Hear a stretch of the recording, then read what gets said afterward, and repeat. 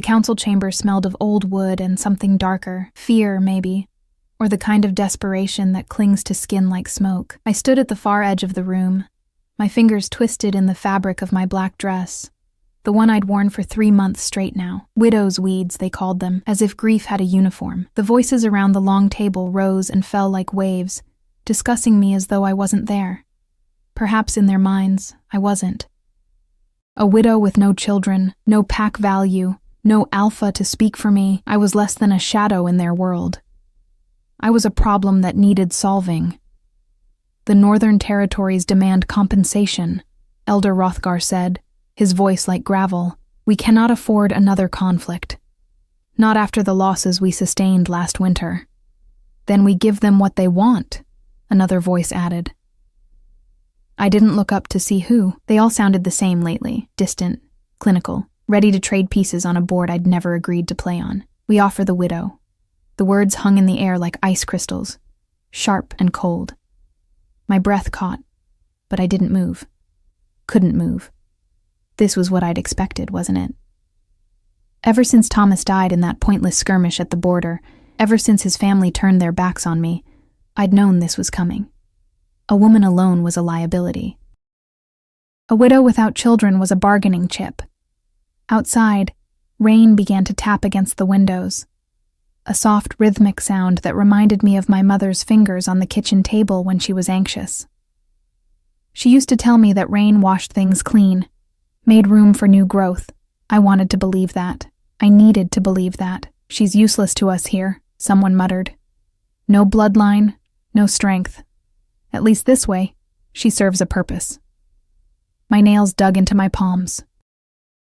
The pain was grounding, real. Everything else felt like it was happening to someone else, some other blonde woman in a black dress who'd been foolish enough to believe in love, in belonging, in the promises whispered under moonlight. The Shadow Peak Pack has agreed to the terms, Hrothgar continued.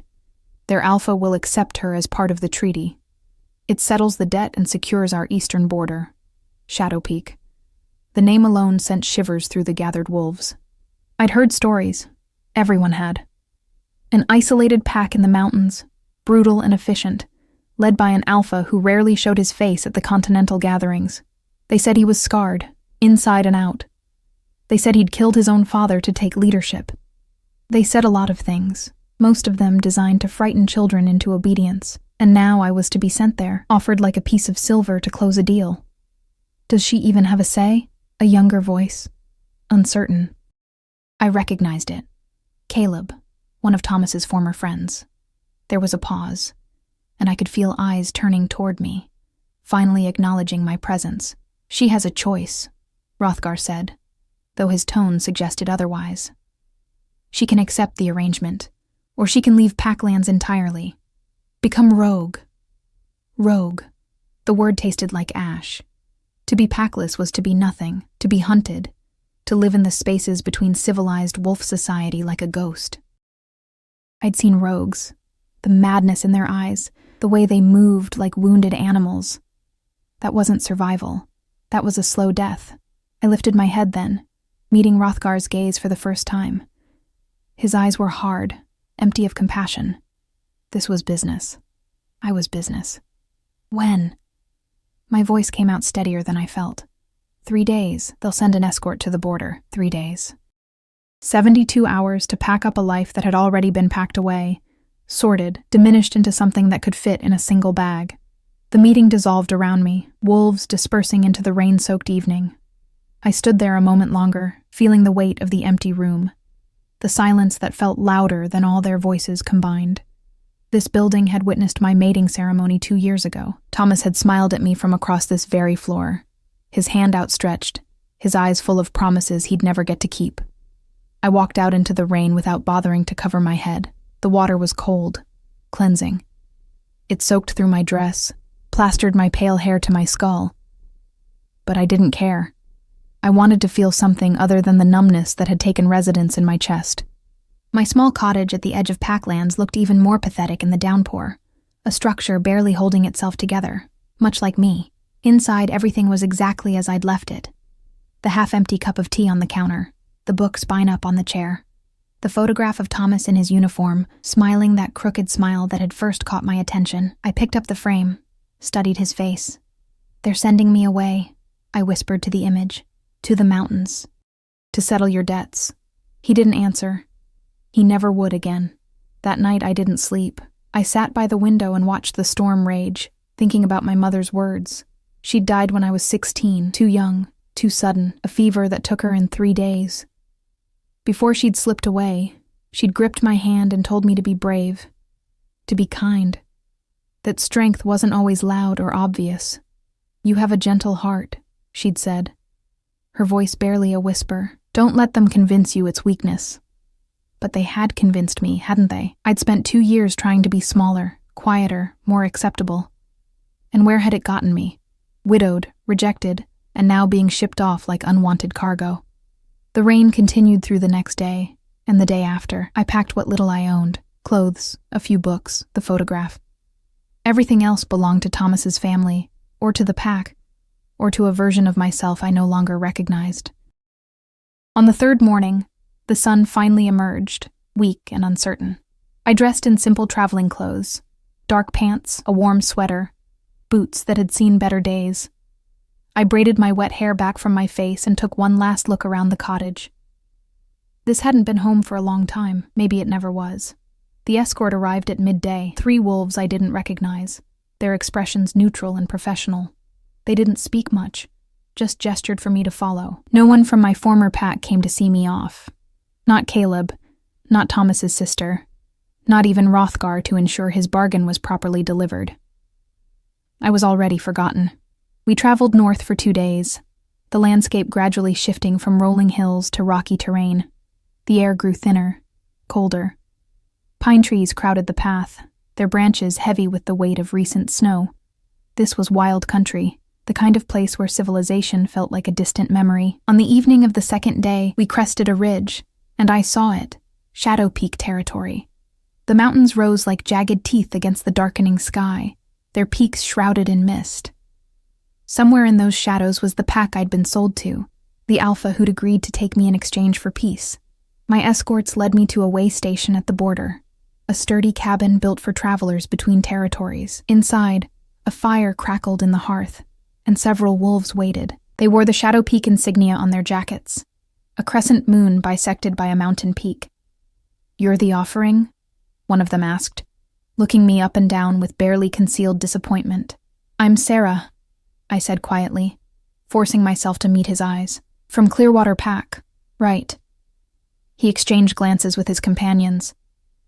"Well, you'll meet the Alpha tomorrow. He's particular about new additions to the pack." Particular. That was one way to put it. They gave me a small room upstairs, sparse but clean. I lay on the narrow bed and stared at the ceiling, listening to the wind howl through the mountain passes. Somewhere out there was the man who now owned my future, who'd accepted me as part of a political transaction. I wondered if he'd even look at me. I wondered if I'd survive whatever came next. Sleep came in fragments, broken by dreams of Thomas, of my mother, of standing at the edge of a cliff with nowhere left to run. When dawn came, it felt less like a new beginning and more like a countdown to something I couldn't name. They came for me after breakfast, the same wolves from the night before, their expressions unreadable. "The Alpha will see you now," one said. My heart hammered against my ribs as I followed them outside. A vehicle waited, dark and expensive looking, completely out of place in this wilderness. They gestured for me to get in. I did, my hands trembling slightly as I fastened the seatbelt.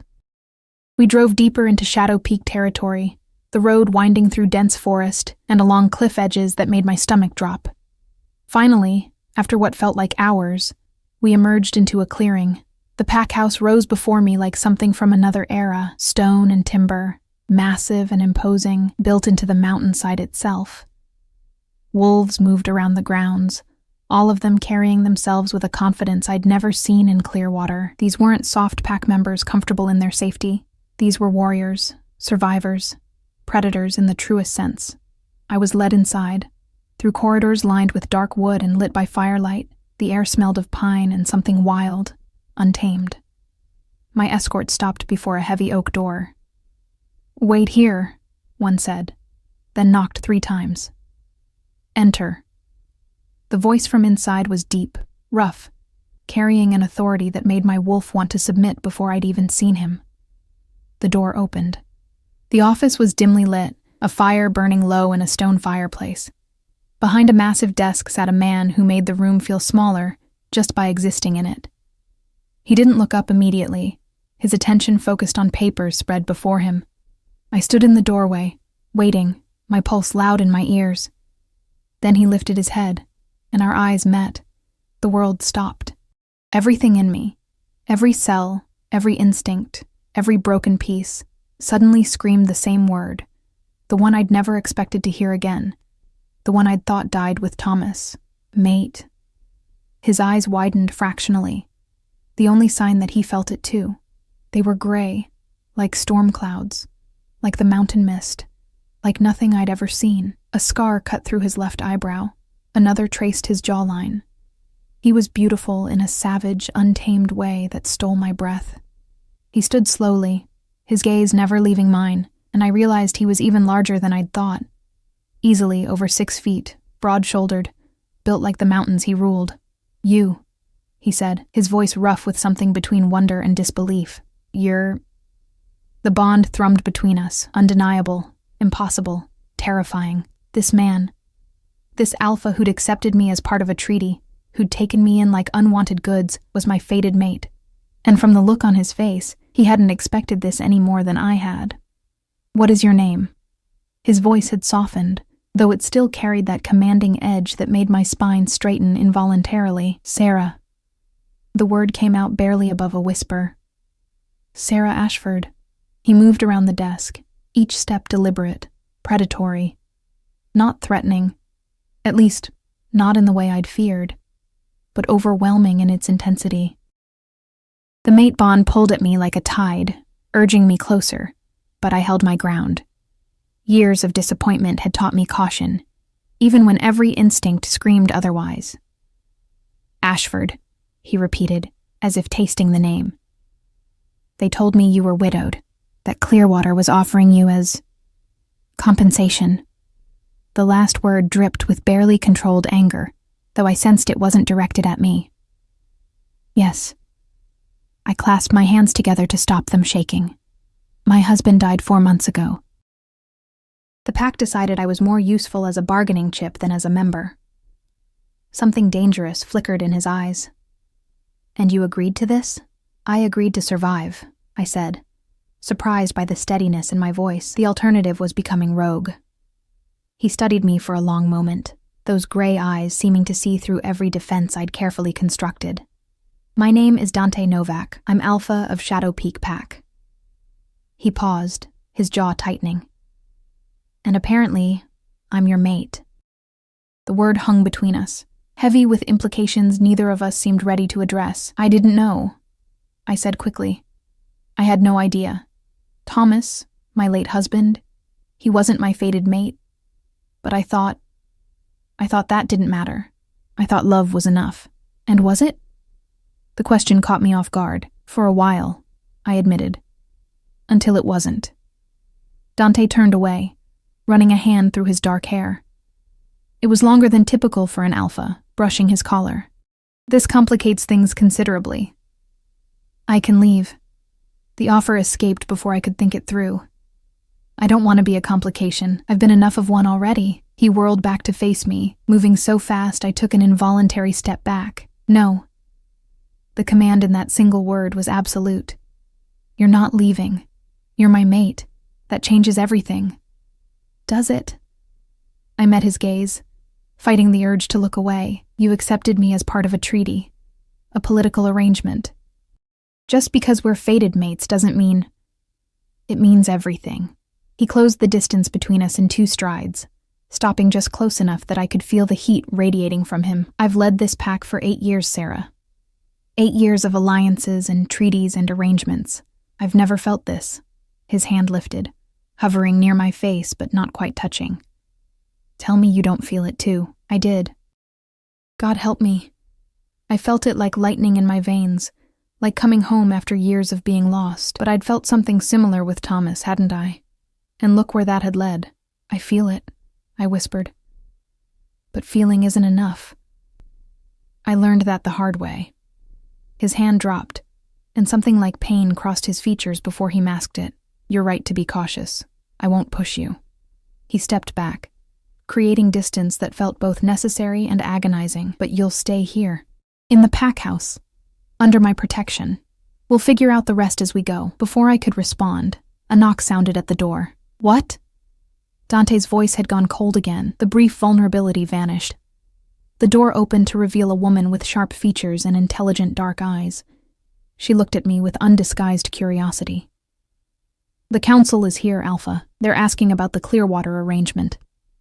Dante's expression hardened. Tell them I'll address it tomorrow. They're insisting it's urgent. Then they can continue insisting. He moved back to his desk, dismissing her with a gesture. The woman's eyes flickered to me once more before she nodded and retreated. That was Elena, Dante said. My second. She runs most of the administrative aspects of the pack. She'll help you get settled. He picked up a phone on his desk, pressed a button. Elena, could you return for a moment? The woman reappeared almost instantly, as if she'd been waiting just outside. Show Sarah to the East Wing guest quarters, Dante instructed. Make sure she has everything she needs. And Elena... He paused, his gaze meeting mine briefly. She's not to be treated as a treaty obligation. She's under my personal protection. Spread the word. Elena's eyebrows rose fractionally, but she simply nodded. Of course, Alpha. Follow me, please. I hesitated, something in me reluctant to leave Dante's presence despite everything. The bond pulled tight, uncomfortable. He felt it too. I could see it in the tension of his shoulders, the way his hands gripped the edge of his desk. Go, he said quietly. Rest. We'll talk more tomorrow. I followed Elena out into the corridor, acutely aware of Dante's gaze on my back until the door closed between us. Elena led me through a maze of hallways, her stride efficient and purposeful. You're probably wondering what you've gotten yourself into, she said without preamble. Among other things, a slight smile touched her lips. Shadow Peak isn't like other packs. We don't have the luxury of softness here. The mountains are harsh, our neighbors are hostile, and weakness gets you killed. She glanced at me sideways, but we take care of our own, and if Dante says you're under his protection, that means something.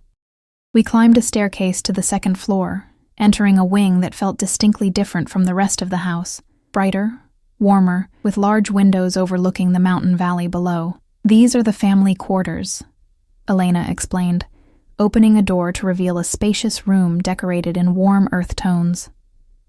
A fire was already burning in the fireplace, and through another doorway, I could see a private bathroom. Not many people have access to this wing. Dante's quarters are at the end of the hall. The implications weren't lost on me. This wasn't where you housed a political obligation. This was where you kept someone important. Thank you, I said, setting my single bag down on the bed. Elena lingered in the doorway. Can I ask you something? Why did you agree to come here? Really? I considered lying, offering some polite deflection. But something about Elena's directness deserved honesty, because I was tired of being invisible. At least here, I'm visible enough to be useful, even if it's just as a bargaining chip. She studied me for a long moment. I don't think you're going to stay a bargaining chip for long. With that cryptic statement, she left, closing the door softly behind her. I sank onto the bed, my mind spinning. Fated mate. The words felt surreal. I'd been married to Thomas for 2 years, and while we'd been happy, or so I'd thought, it had never felt like this. This pull toward Dante was primal, overwhelming, terrifying in its intensity, but I'd trusted those feelings before. Trusted in love and belonging, and it had left me alone and broken. I couldn't afford to make the same mistake twice. The next morning, I woke to sunlight streaming through the windows and the smell of coffee wafting from somewhere nearby. Someone had left a tray outside my door.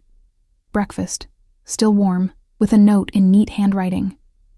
Training grounds, 9 a.m. Wear comfortable clothes. Elena. I ate quickly, then dug through my bag for the most practical clothes I owned. The training grounds turned out to be a large cleared area behind the pack house, where a dozen wolves were engaged in various exercises. Elena spotted me immediately and waved me over. "Good. You're here. Let me introduce you to some people." She gestured to a group stretching nearby. "This is Marcus." A tall man with kind eyes nodded in greeting. "Simone," a compact woman with short black hair. And Garrett. The last was younger, maybe early 20s, with an eager expression that reminded me of a puppy. "Sarah's new to Shadow Peak," Elena continued. "She'll be staying with us permanently." The way she said it made it clear this wasn't up for debate. Marcus extended a hand, which I shook gratefully. "Welcome. Don't let this lot intimidate you. They're softer than they look," Simone snorted. "Speak for yourself," but her smile was genuine. "You ever done pack training before?" "Some," I admitted, though Clearwater wasn't exactly rigorous. "Well, you're in for an adjustment." Garrett bounced on his toes. "Dante runs a tight ship, but it's worth it. We're the strongest pack in the Northern Territories for a reason." The morning passed in a blur of activity. They didn't coddle me, but they didn't mock me either when I struggled with exercises that were clearly routine for them. Marcus offered quiet corrections. Simone demonstrated techniques with patient efficiency, and Garrett provided enthusiastic encouragement that was oddly endearing. I didn't see Dante, though I felt his presence like a weight on my awareness. Once, I glanced toward the pack house and saw him watching from a window, his expression unreadable. Our eyes met across the distance, and even from here, I felt the bond pull tight. Then he was gone. Lunch was communal, served in a large dining hall, filled with the sounds of conversation and laughter. I sat with Elena and the others, half listening to their banter while trying not to feel overwhelmed by the sheer number of new faces. "You're handling this well," Marcus said, his voice low enough that only I could hear. "Most newcomers take weeks to settle in." "You're already training with us on day 2. "I don't have the luxury of taking weeks," I replied honestly. "The sooner I prove I'm not useless, the better." His expression softened. "Is that what they made you feel like? Useless?" The understanding in his eyes made my throat tight. "Every day for 4 months." "Well, you're not," he said firmly. "And anyone here who tries to make you feel that way will answer to me.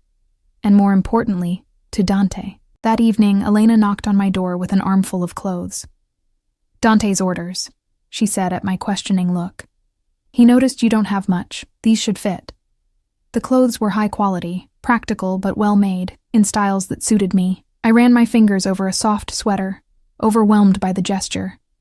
"He's not usually like this," Elena said quietly. "Dante keeps everyone at a distance. Has for years. Whatever's happening between you two, it's significant." "We're mates," I admitted, the words still feeling strange. "Fated mates. Neither of us expected it." Elena's eyes widened. "That explains a lot, actually." She sat on the edge of the bed. "Sarah, I'm going to be direct with you. Dante has been alone for a long time. He leads this pack brilliantly, but at a cost. He doesn't let anyone in, doesn't show weakness, doesn't trust easily. If you're his mate, you have the power to change that, or to hurt him more than anyone else ever could." The weight of her words settled over me. "I don't want to hurt anyone. I just want to survive. Sometimes survival means taking risks," she said gently. "Sometimes it means trusting when every instinct says not to." After she left, I stood at the window, watching twilight paint the mountains in shades of purple and gold. Somewhere in this vast pack house was a man who was supposed to be mine, who I was supposed to be bound to by fate itself. But fate had been cruel before, and I wasn't sure I was brave enough to trust it again. A knock at the door startled me from my thoughts. "Come in." Dante entered, still dressed in the dark clothes I'd seen him in earlier, his presence filling the room effortlessly. "I wanted to check on you, make sure you have everything you need." "I do. Thank you. For the clothes, for everything." He nodded, lingering awkwardly near the door in a way that seemed at odds with his commanding presence everywhere else. "I heard you trained with the pack today. Elena thought it would help me integrate." "And did it?" "I think so. Everyone's been surprisingly kind. They're loyal," he said. "Once you're one of us, They'll protect you with their lives, but you have to earn it first. I intend to. Silence stretched between us, thick with everything unsaid. Finally, Dante spoke again, his voice rougher than before. This mate bond. I meant what I said. I won't push you. But I need you to understand that it's not something I can ignore. Every instinct I have is screaming at me to claim you, protect you, keep you close. Fighting it is difficult. I know, I whispered.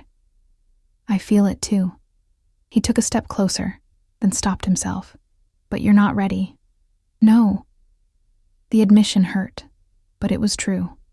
I'm sorry. Don't be. His eyes met mine, and in them I saw understanding, patience, and something that looked like longing. I'm not going anywhere, and neither are you. He left before I could respond, and I was alone again with the weight of possibilities and the ghost of promises I wasn't sure I could keep.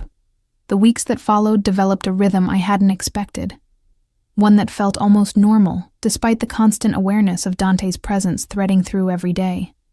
Morning training became my anchor. Marcus proved to be a patient teacher, working with me on combat techniques that Clearwater had never bothered to teach their women. You're fast, he observed one morning as I successfully dodged Simone's attack. Faster than you think you are. Stop second-guessing your instincts. Easy for you to say, I panted, circling as Simone reset her stance. Your instincts haven't been beaten down for years. Simone lunged, and this time I was ready. I sidestepped, using her momentum against her, and actually managed to hook my foot behind her ankle. She went down with a surprised grunt, then laughed from the ground. See? You've got it in you.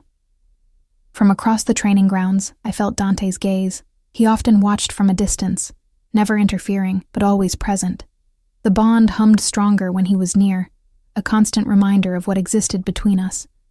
Acknowledged but unexplored, like a door neither of us was quite ready to open. The Alpha watches you a lot, Garrett mentioned during a water break, his tone carefully neutral. I took a long drink, buying time. Does he? Everyone's noticed. Marcus shot Garrett a warning look, but the younger wolf pressed on. We're just trying to figure out what you are to him. Treaty obligation? Guest? Something more? Garrett. Elena's voice cut through the conversation like a blade. She'd appeared silently, her expression stern. That's none of your business.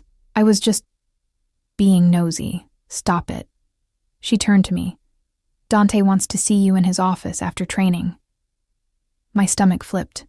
In the 3 weeks I'd been here, we'd maintained a careful distance. Polite conversations in passing, the occasional shared meal with the pack, but nothing private. Nothing that acknowledged the pull between us. I showered and changed, then made my way to his office with a mixture of anticipation and dread. The door was open, and Dante sat behind his desk, surrounded by maps and documents. He looked tired, I realized. Shadows under his eyes, tension in his shoulders. You wanted to see me? He glanced up, and something in his expression softened. Come in. Close the door. I did, taking the seat across from him. For a moment, he just looked at me, as if memorizing my features. The intensity made my pulse quicken. I'm heading to the northern border tomorrow, he finally said. There's been activity. Rogues, possibly more. I'll be gone for at least a week, maybe longer. Oh. The disappointment that washed through me was stronger than it should have been.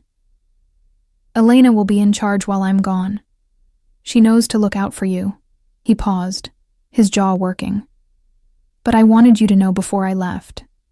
And I wanted to ask, how are you settling in, truthfully? Better than I expected, I admitted. Everyone's been welcoming. Well, mostly everyone. There were still a few pack members who looked at me with suspicion, who whispered when they thought I couldn't hear. The Clearwater reject, the widow who brought nothing but a treaty signature. Who hasn't been welcoming? The edge in his voice was sharp. It doesn't matter. I can handle a few cold shoulders. It matters to me.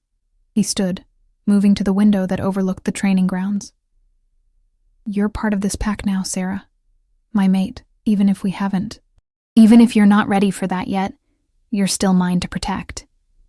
The possessiveness in his tone should have bothered me. With Thomas, It had always felt suffocating when he'd gotten territorial, but with Dante it felt different, safe. Right. There's a woman named Vivian, I said quietly. She was close to you before I arrived. She makes her feelings about my presence very clear. Dante's shoulders tensed. Vivian and I were never anything serious. A few encounters, nothing more. I'll speak with her. Please don't. It'll only make things worse. He turned to face me, crossing his arms. She has no right to make you uncomfortable in your own home. Is it my home? The question escaped before I could stop it. Or am I still just the treaty obligation who happens to be your mate? The silence that followed was heavy. Dante moved around the desk, stopping in front of me. This close, I could smell him. Pine and mountain air, and something uniquely him that made my wolf whine with longing. You're my mate, he said, his voice low and intense. That makes you more important than any treaty, any alliance, any political arrangement. If I haven't made that clear, then I've failed you. You've been patient, I whispered. More than I had any right to expect. Patience doesn't mean indifference, Sarah. His hand lifted, and this time he didn't stop himself from brushing a strand of pale hair from my face. The touch sent electricity through me.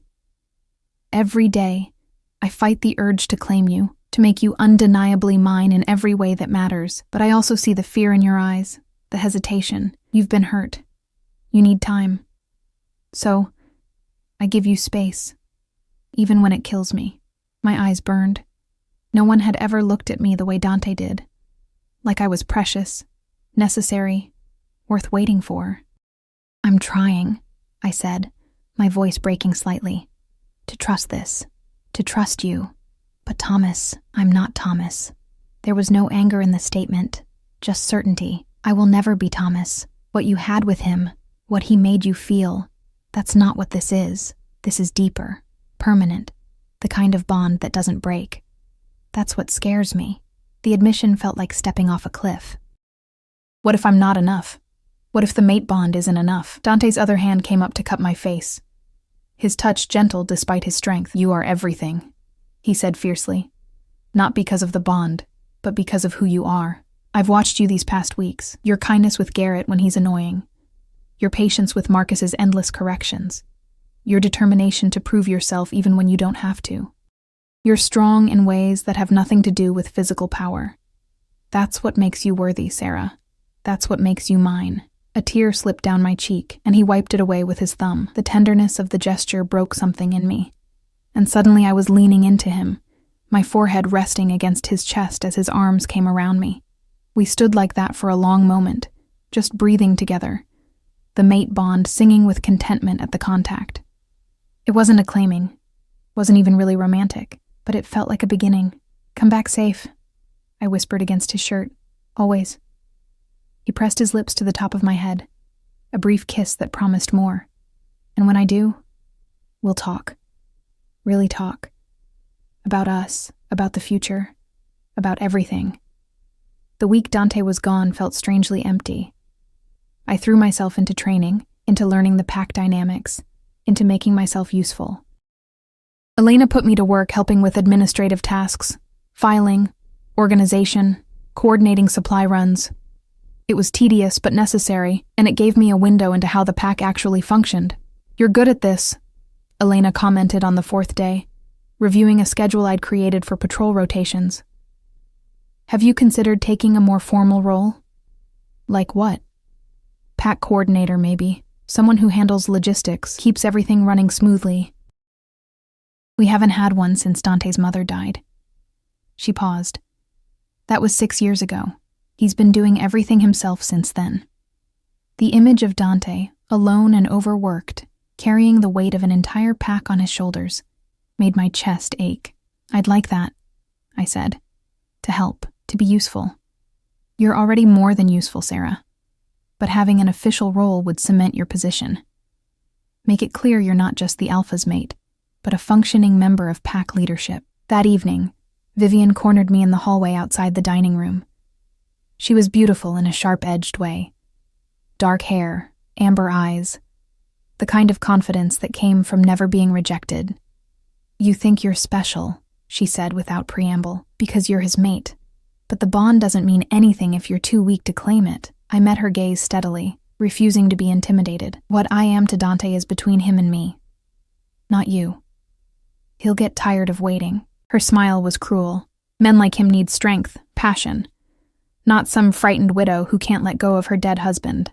The words hit their mark, but I didn't let it show. If he gets tired of waiting, that's his choice to make, not yours to decide. I walked past her into the dining hall, my hands shaking but my head held high. Marcus caught my eye from across the room and gave me a subtle nod of approval. He'd seen the confrontation. Later, as I lay in bed, Vivian's words echoed in my mind. Was I being unfair to Dante, keeping him at arm's length because of my own fears? The mate bond was real, undeniable. But so was my terror of being hurt again, of losing myself in someone else's shadow. The next morning brought unexpected visitors. I was in Elena's office, organizing files, when raised voices echoed from the main hall. Elena's expression darkened. "Stay here," she ordered, already moving toward the door. Of course I followed. I was part of this pack now, wasn't I? I had a right to know what was happening. In the main hall, 3 wolves I didn't recognize stood facing Elena and Marcus. They wore Clearwater insignia, my former pack. "Authorized to retrieve her," one was saying. The treaty was void the moment Alpha Novak failed to acknowledge the arrangement. "The arrangement was fulfilled," Elena said coldly. "Sarah is here, as agreed. Under false pretenses, we were told she'd be integrated into pack structure as a subordinate member. Instead, we hear she's living in the family wing, being given preferential treatment. That wasn't the deal." My stomach dropped. They'd come to take me back, and worse, they thought Shadow Peak had violated the treaty terms.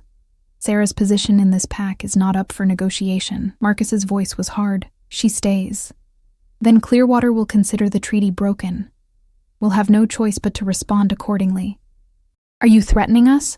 Elena took a step forward, her wolf close to the surface. Before things could escalate further, I stepped into view. "I'm not going back." All eyes turned to me. The Clearwater wolves looked surprised, then dismissive. "You don't have a choice," the lead one said. "You're still bound to Clearwater by your mate bond with Thomas. His family has rights." "Thomas is dead," I interrupted, my voice stronger than I felt. "I have no ties to Clearwater anymore. You made that clear when you traded me away like property." "Sarah..." Elena tried to intervene, but I shook my head. "No, they need to hear this." I moved closer, facing the wolves who'd once been my packmates. "You spent 4 months making me feel worthless, invisible, like I was a burden you couldn't wait to be rid of. Now you want me back because you think it gives you leverage? Because my presence here somehow threatens your treaty? The Alpha will want to speak with you," the lead wolf said, ignoring my words. "We can do this the easy way or the hard way. There is no easy way." Dante's voice cut through the tension like a blade. He stood in the doorway, still in travel clothes, his expression carved from stone. "Because she's not going anywhere." Relief flooded through me at the sight of him. He'd come back early. The Clearwater wolves actually stepped back at his presence. Dante's reputation preceded him. "Alpha Novak," the lead wolf said, his bravado faltering. "We were just explaining that the treaty terms..." "The treaty is fulfilled," Dante said, moving to stand beside me. His hand found the small of my back, a gesture of possession and protection. "Sarah is a member of Shadow Peak Pack. My mate. If Clearwater has an issue with that, they're welcome to take it up with the Continental Council." "Your mate?" The wolf's eyes widened. "That changes everything." "Yes." Dante's smile was sharp. "So I suggest you return to your Alpha and inform him that any attempt to reclaim Sarah will be met with the full force of Shadow Peak's resistance. We protect our own, especially our Luna." Luna. The title hung in the air, official and binding. I wasn't just his mate anymore. I was his recognized partner, his equal in pack hierarchy. The Clearwater wolves exchanged glances, clearly not prepared for this development. After a tense moment, they nodded stiffly and left. The silence after their departure was deafening. Elena and Marcus quietly excused themselves, leaving Dante and me alone in the hall. "You came back early," I said, still processing everything. I felt something through the bond, distress. His hand was still on my back, grounding. "I drove through the night to get here. You called me your Luna." "Yes." His gray eyes met mine, unflinching. "Is that all right?" I thought about it. Really thought about it. About the past weeks. About how this pack had welcomed me. About how Dante had given me space while still making his intentions clear. About how, for the first time in months, I felt like I belonged somewhere. "Yes," I whispered. "It's all right."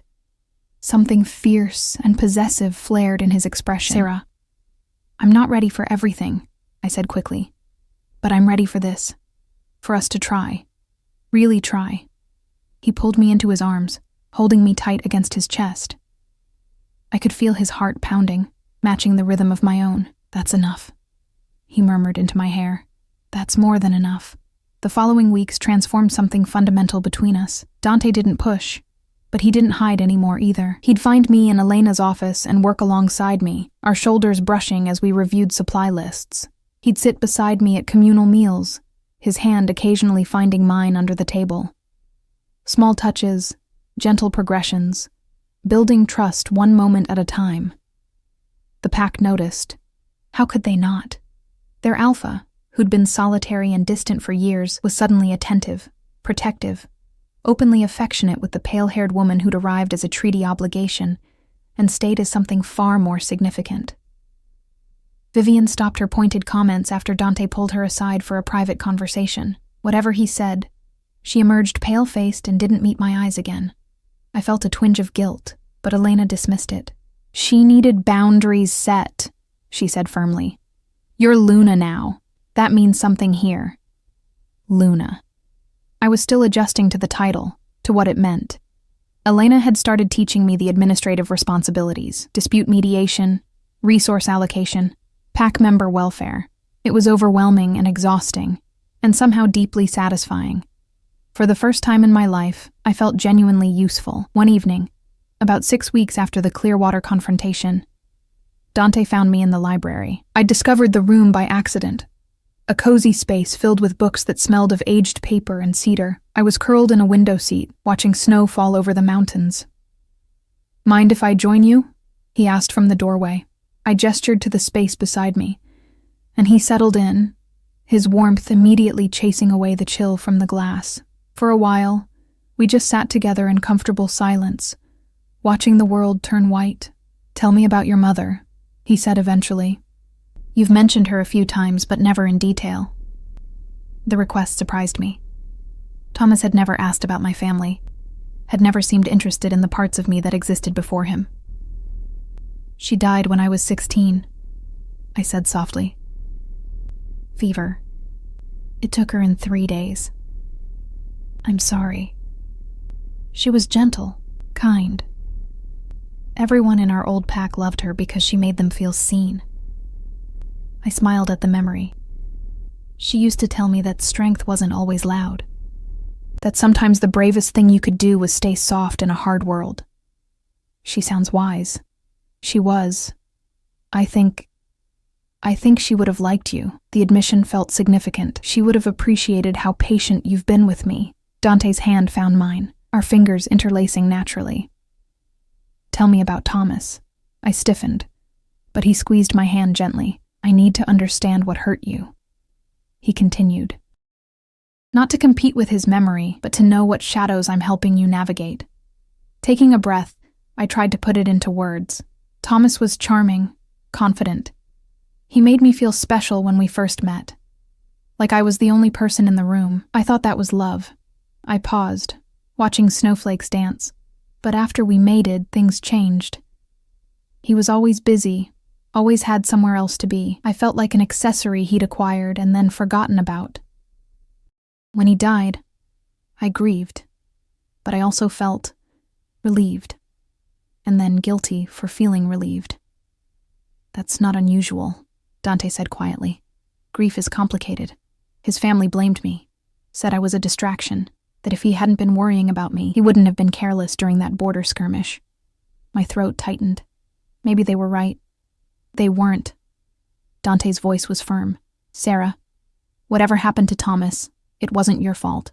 You can't carry that weight. I know. Logically, I know. But knowing and feeling are different things. He turned to face me fully, his free hand cupping my cheek. What do you feel when you're with me? The question hung between us, heavy with importance. I met his gray eyes, seeing vulnerability there that he rarely showed anyone. Safe, I whispered. Seen. Like I matter.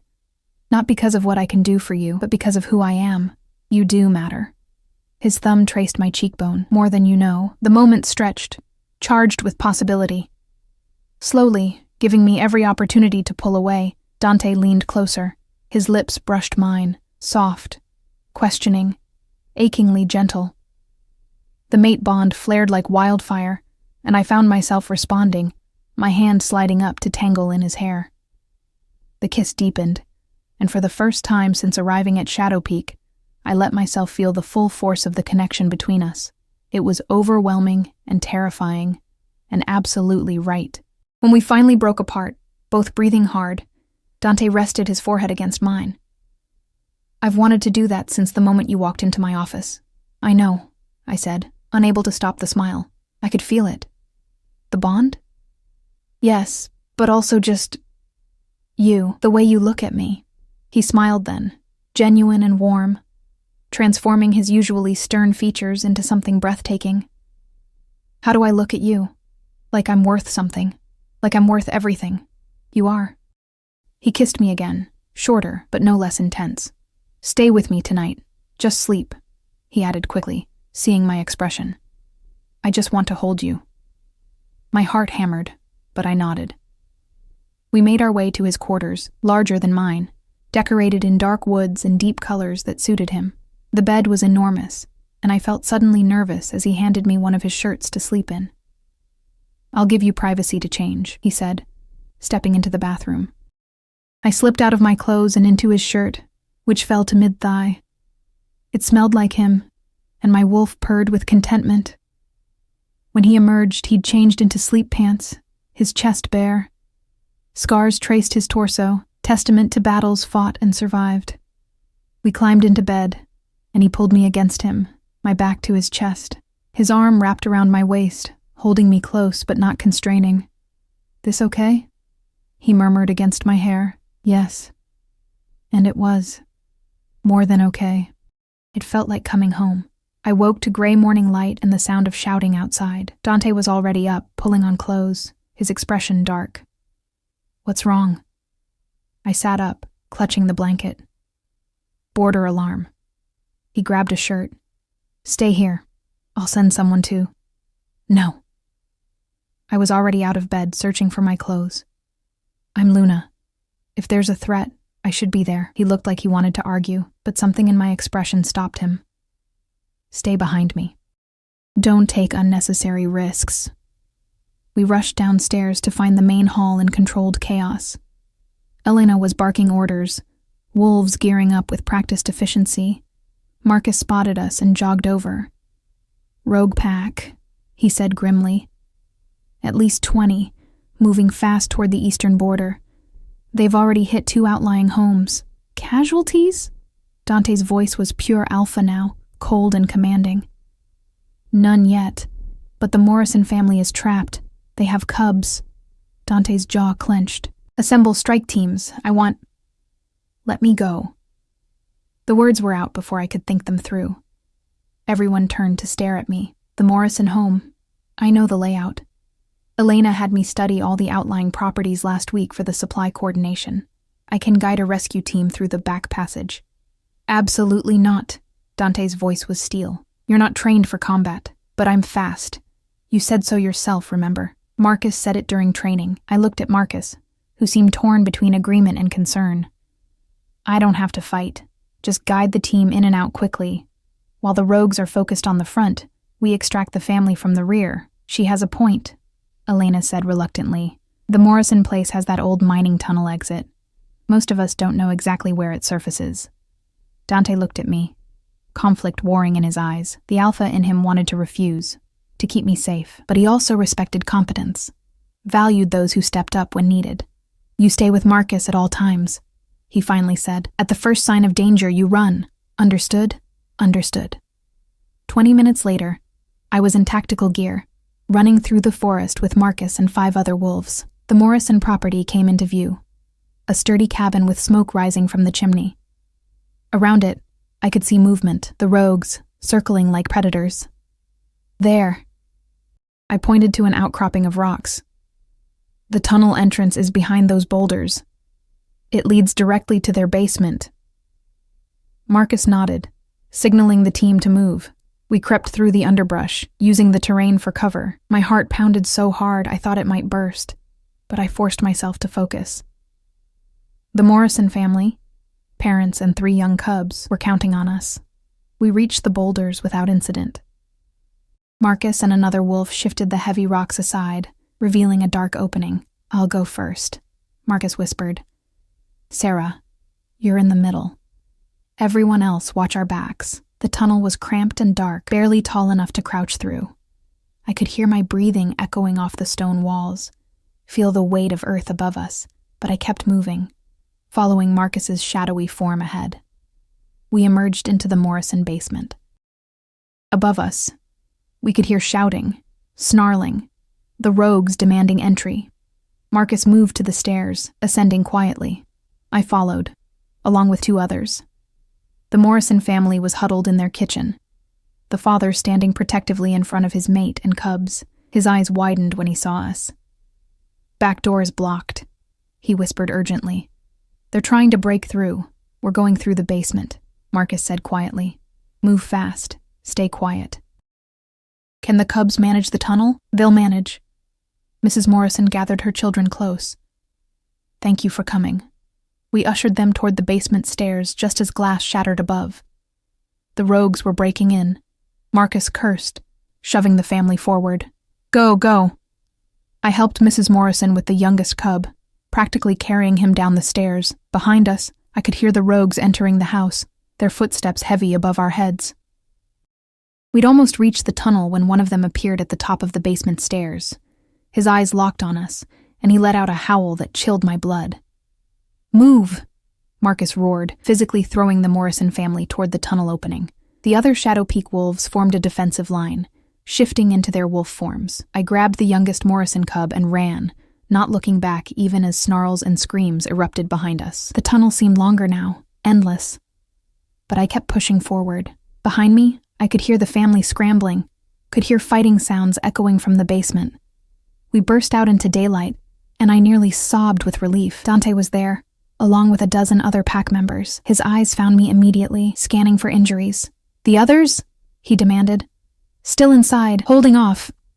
Before I could finish, Marcus and the rest of our team emerged from the tunnel, bloody but alive.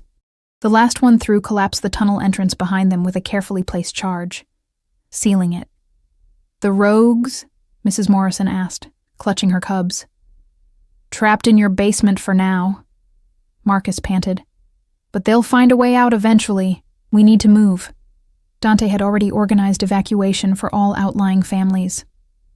We fell back to the main pack house, where a defensive perimeter was being established. The rogue attack was more organized than expected, more dangerous. That night, as I helped tend to minor wounds in the makeshift infirmary, Dante found me. He didn't say anything, just pulled me into his arms and held on tight. "You scared the hell out of me," he murmured into my hair. "I know. I'm sorry." "Don't be sorry for being brave." He pulled back to look at me, his hands framing my face. "But don't ever do that to me again. I can't..." His voice broke slightly. "I can't lose you, Sarah. The bond, yes. But also just... you. I can't lose you." "You won't," I promised, meaning it with every fiber of my being. "I'm not going anywhere." He kissed me then, fierce and possessive in front of the entire pack. When we broke apart, I saw approval on faces around us. Elena smiled. Marcus gave a subtle nod. Even Garrett whooped quietly before Simone elbowed him. This was my pack, my home, my future, and I was finally ready to claim it. The rogue attack changed something fundamental in how the pack saw me. I wasn't just the Luna in title anymore. I'd proven myself willing to risk everything for pack members in danger. Over the following days, wolves who'd been distant started greeting me warmly. Mothers brought their children to meet me. Even the warriors who'd seemed skeptical nodded with respect when I passed. But the threat wasn't over. The rogues had retreated, but Dante's intelligence network reported they were regrouping, possibly gathering reinforcements. A larger attack seemed inevitable. "We need allies," Dante said during an emergency council meeting, a week after the Morrison rescue. I sat at his right hand now, my place at the table no longer questioned. "The rogue pack is larger than we initially thought. 20 was just their advance force." "How many total?" Elena asked, her expression grim. "Reports suggest 60, maybe more. They're organized, well supplied. This isn't random violence. Someone's backing them." Marcus leaned forward. "Clearwater?" The suggestion hung heavy in the air. It would make sense. Revenge for losing their treaty leverage, for me choosing Shadow Peak over returning to them. "We don't have proof," Dante said carefully, "but the timing is suspicious. Regardless of who's funding them, we need to address the immediate threat. I've reached out to the Riverside Pack and the Canyon Dwellers. Both have agreed to send reinforcements." "That's not enough," I said quietly. Everyone turned to look at me, and I forced myself to continue despite my nerves. 60 rogues against our combined forces. We'd win, but at what cost? How many would we lose? How many families would be destroyed? "What are you suggesting?" Dante asked, his tone encouraging rather than dismissive. I took a breath, the idea that had been forming crystallizing into words. "What if we didn't fight them at all? What if we gave them an alternative? You want to negotiate with rogues?" One of the older council members scoffed. "They're animals. They don't negotiate. They're wolves who've been cast out, rejected, left with nothing," I countered, thinking of my own near brush with that fate. "What if we offered them a choice, integration into Shadow Peak with conditions, probationary membership, a chance to belong again instead of just survive?" The silence was deafening. Then Dante spoke, his voice thoughtful. "It's risky. We'd be absorbing potential threats directly into our territory, but we'd also be neutralizing them without bloodshed," Elena added, catching on to the idea. "And if even half accept, that's 30 fewer enemies to fight." "And if they refuse?" Marcus asked. "Then we fight," I said simply. "But at least we tried. At least we offered compassion first." Dante studied me for a long moment, something like pride in his eyes. "We'll need strict terms, background checks, loyalty oaths, supervised integration. Any sign of betrayal gets met with immediate expulsion." "Agreed," I said. The council debated for another hour, but eventually the plan was approved. Dante would send an emissary to the rogue pack with the offer. I volunteered to go with them. "Absolutely not," Dante said immediately. "It has to be me." I met his gaze steadily. "I'm Luna, yes, but I'm also someone who nearly became rogue myself. I understand what they're facing. They'll listen to me in a way they won't listen to warriors." "She's right," Elena said reluctantly. "This needs a personal touch, authority combined with empathy." Dante's jaw clenched, the internal struggle visible. Finally, he nodded. "But I'm coming with you, and we bring a full security detail." 2 days later, we set out. The rogue pack had established a temporary camp in neutral territory, a clearing marked by makeshift shelters and the desperate atmosphere of wolves with nowhere else to go. As we approached, sentries materialized from the trees, weapons ready. "We're here to talk," Dante called out, his hands visible and empty, under truce flag. A woman emerged from the largest shelter, tall, scarred, with the hardened look of someone who'd survived too much. "I'm Raven. I lead here." "You've got 5 minutes before I decide you're worth killing, then I'll make this quick," I said, stepping forward despite Dante's protective instinct. "I'm Sarah, Luna of Shadow Peak. 2 months ago, I was almost in your position. My pack rejected me, tried to trade me away. I know what it's like to have nowhere to go, to feel like the world has decided you're disposable." Something flickered in Raven's eyes. Pretty speech. What's your point? My point is that you have a choice. You can keep fighting, keep running, keep barely surviving. Or you can join us. Real membership, real homes, real belonging. With conditions? Yes. Probationary period, loyalty oaths, supervision. But a genuine chance to build lives again. Why would you offer that? Raven's voice was suspicious. What's in it for you? Fewer bodies, Dante said bluntly. Yours and ours. War is costly. This is practical. But it's also right, I added. You were cast out, most of you, rejected by packs that should have protected you. You deserve better than this, I gestured at the desperate camp. You deserve a real home. Raven studied me for a long moment. And if we refuse? Then we fight, Dante said simply. We have allies coming. You'll lose. But people will die on both sides. And that's a waste. I need to discuss this with my people. Raven glanced back at the camp, where dozens of wolves watched warily. Give us until tomorrow morning. We retreated to establish our own camp just outside the neutral zone. That night, as I lay in our tent beside Dante, I couldn't sleep. The weight of what we'd proposed, the lives hanging in the balance, pressed down on me. You did well today, Dante murmured in the darkness. That was brave. Or foolish. Sometimes they're the same thing. His arm tightened around me. Sarah, regardless of what happens tomorrow, I want you to know something. You've changed me. Changed this pack. We were strong before, but we were also isolated, hard. You've reminded us how to be compassionate without being weak. I turned to face him in the dim light filtering through the tent. You would have thought of this eventually, maybe. But you thought of it now, when it mattered. That's leadership. He kissed me softly. That's why you're perfect for this role. For me. I love you, I whispered, the words finally escaping. I think I have for weeks now, but I was too scared to admit it. His eyes blazed in the darkness. Say it again. I love you, Dante. He kissed me then, deep and claiming, and for the first time since Thomas's death, I felt the final walls around my heart crumble. This was different. This was real. This was the bond I'd always been meant to find. Morning came too quickly. We assembled at the border of the neutral zone as agreed, and Raven emerged with a delegation of her wolves. We've voted, she said without preamble. 43 of my people want to accept your offer. The rest... She shrugged. They're too far gone, too damaged. They'll move on, try their luck elsewhere. Relief flooded through me. 43 is more than enough. We'll make this work. There's one condition, Raven added. I want to speak with Sarah. Alone.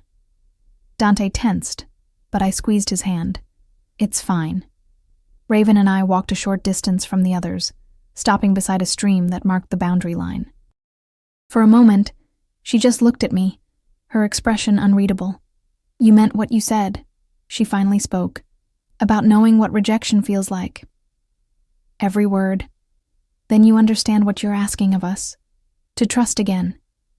To believe in belonging, when everything's taught us we don't deserve it. I do understand. And I know it won't be easy. There will be pack members who resent the integration, who see you as threats. But I also know that you deserve a chance to prove them wrong. Raven nodded slowly. My people, they're broken, damaged. Some have done terrible things to survive. So have I said quietly. Maybe not the same things, but I've made choices I'm not proud of. Stayed quiet when I should have spoken. Accepted treatment I should have fought against. We're all broken in different ways, but that doesn't mean we can't heal. You really believe that? I have to. Otherwise, what's the point? A ghost of a smile crossed Raven's scarred face. All right, Luna. We'll follow your lead. But if this goes wrong, it won't, I said, with more confidence than I felt. We'll make sure of it. The integration process took weeks. Each former rogue underwent extensive interviews, background checks, and psychological evaluation. Some were rejected, too violent, too unstable, but most were approved, assigned temporary housing, and paired with established pack members as mentors. Raven herself proved surprisingly valuable. She had a tactical mind and experience with survival situations that our pack had never needed. Dante put her in charge of wilderness training, teaching advanced tracking and evasion techniques. Not everything went smoothly. There were fights, resentments, moments when it seemed like the whole experiment would collapse. But slowly, gradually, something remarkable happened. The former rogues began to integrate. They contributed skills, perspectives, and capabilities that enriched the pack. And the established members learned that compassion could coexist with strength. 3 months after the integration began, Dante called another council meeting. This time, Raven sat at the table as newly appointed head of border security. "The Riverside Pack has requested a formal alliance," Dante announced. "They're impressed by how we handled the rogue situation. Other packs are taking notice. Shadow Peak is being seen as innovative, strong but fair." "That's because of Syrah," Elena said, smiling at me. "She changed how we think about strength." I felt my cheeks warm. "It was a team effort. It was your idea," Dante corrected. "Your compassion, your courage." He stood, moving to stand beside me. "Which is why I think it's time to make something official." My heart started pounding as he pulled a small box from his pocket. The room went silent. "Sarah Ashford, you came here as a rejected widow, a treaty obligation, someone your former pack saw as disposable. But you've become the heart of this pack. My partner, my equal, my everything." He opened the box to reveal a ring. Simple, elegant, perfect. "Will you be my mate in truth, not just by bond, but by choice? Will you stand beside me as Luna, not because fate demanded it, but because we both want it?" Tears blurred my vision. "Yes," I whispered. Then louder, "Yes." The council erupted in cheers as Dante slipped the ring on my finger and kissed me. When we finally broke apart, I saw genuine happiness on faces around the table. Elena grinning, Marcus nodding approval, Raven smiling her rare smile, even Garrett wiping at his eyes. That night, alone in our quarters, Dante and I finally completed the mate bond. It was tender and fierce, overwhelming and perfect. Everything I'd feared I'd never have again. As we lay tangled together afterward, his hand tracing lazy patterns on my skin, I felt something I hadn't experienced in years. Complete contentment, total belonging. "What are you thinking?" Dante murmured against my hair. "That I'm exactly where I'm supposed to be," I said softly. "That being rejected was the best thing that ever happened to me, because it led me here, to you, to this pack, to becoming who I was always meant to be." "And who's that?" "Someone who doesn't have to choose between being strong and being kind. Someone who can be both." I turned to look at him. "Someone who's finally home." He kissed me again, slow and sweet. Outside, snow began to fall over the mountains, blanketing Shadow Peak in white. But inside, surrounded by the pack I'd helped build, held by the mate I'd chosen and who'd chosen me, I'd never felt warmer. The rejected widow had become a respected Luna. The unwanted treaty obligation had transformed into a beloved leader. And the woman who'd thought her story ended with loss had discovered it was really just beginning. Years later, when young wolves asked how I became Luna, I told them the truth, that I'd been broken and rejected, traded away like I didn't matter. But I also told them what I'd learned, that our lowest moments don't define us, that compassion is strength, that belonging isn't given, it's built through courage, trust, and the willingness to try again even when everything says not to. And I told them that sometimes the best things in life come from the worst circumstances, that being offered as a bargain led me to find my true value, that the alpha who accepted a rejected widow discovered his fated mate, that love, real love, isn't about perfect beginnings. It's about choosing each other again and again through every challenge and triumph. And we did choose each other every single day.